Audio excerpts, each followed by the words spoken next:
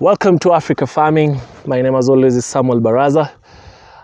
In this particular channel you always see me with my kids. Today I've come to the farm. I think in one of the episodes we've talked about the farm where we said we are planning to at least set up a farm from scratch.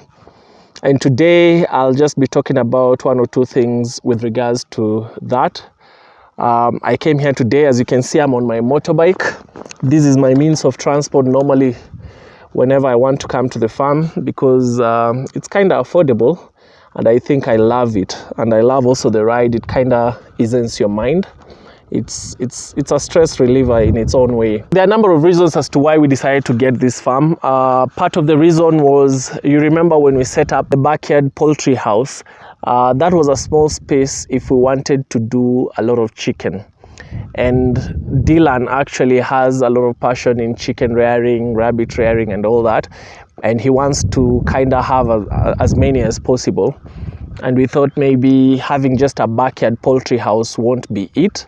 We would need somewhere that is bigger in terms of space and also in terms of, sometimes having your backyard poultry house might be a nuisance possibly to your neighbors and all that. So we wanted a place where at least we have neighbors who might understand, and an area whose scope is basically agriculture and farming. We can't do really mixed farming on a small backyard where we stay. So we decided to get at least a bigger farm where we could also do mixed farming, not just poultry alone. We also wanted to do crop farming. Another reason was there's a lot of congestion where we stay, like there are lots of people. So we just wanted at least a place where we could just do a getaway. Sometimes life in town can be tricky. And in one of the episodes I told you we stay in a place called Kitengela. For those people who are outside Kenya, Kitengela is in Kenya, a county called Kajiado. And it's a very fast growing, it's one of the fastest growing towns, I think even in Africa. So there are lots and lots of people. Sometimes you just need your getaway.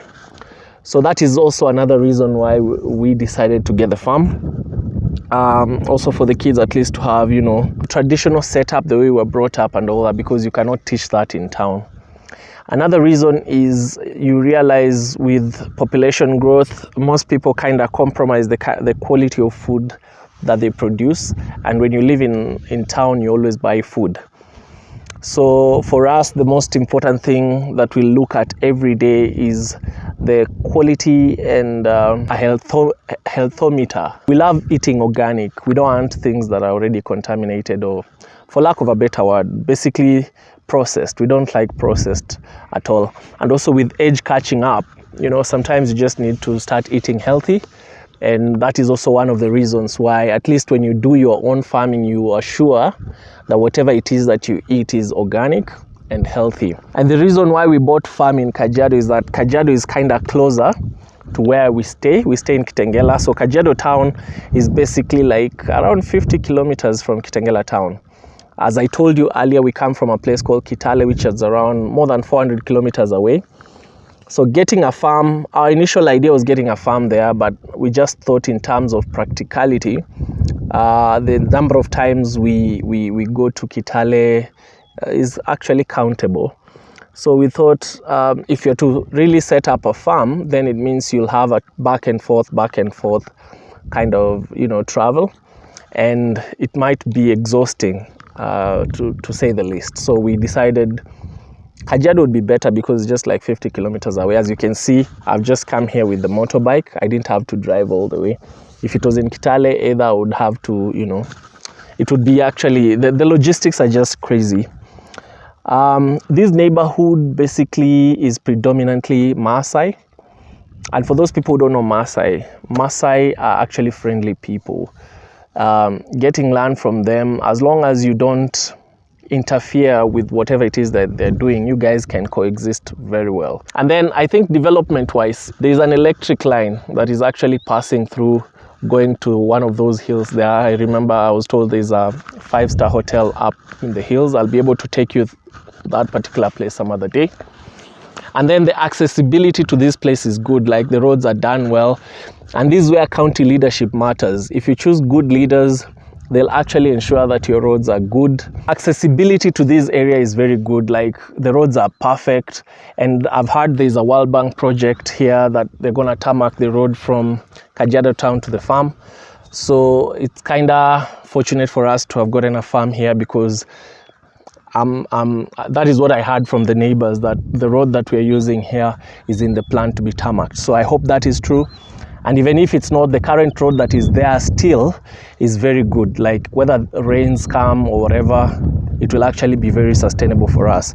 So those are just some of the reasons why we decided, to get this farm here. It's actually 10.5 acres, but we will not be using all of it. Remember, I told you we're starting from scratch, and we wanted to start with the most minimal budget that we can. So in essence, the first thing that we've done today, and I'll actually be able to tell you that in another episode, is all about the fencing. As you can see, I don't know if you're able to see these, or behind you can see there is a fence here that is already done. I'll actually do another episode specifically for the fencing. So now we want to kickstart the projects that we wanted to do here, but as I told you, we'll be doing that step by step.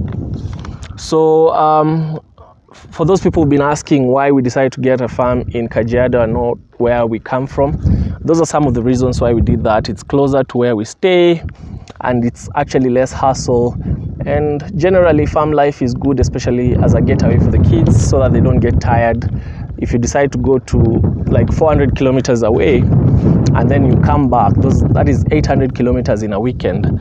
Instead of even resting, you'll actually be tired. So this would be a very nice getaway for us, so that at least we can ease in our minds kidogo and breathe the fresh air. Even right now I can feel, speaker unasikia upepo, I'm sure unasikia kwa audio, but all in all, there's fresh air around here, and that is a plus for us. The next episode, I'll be actually taking you through the fencing part.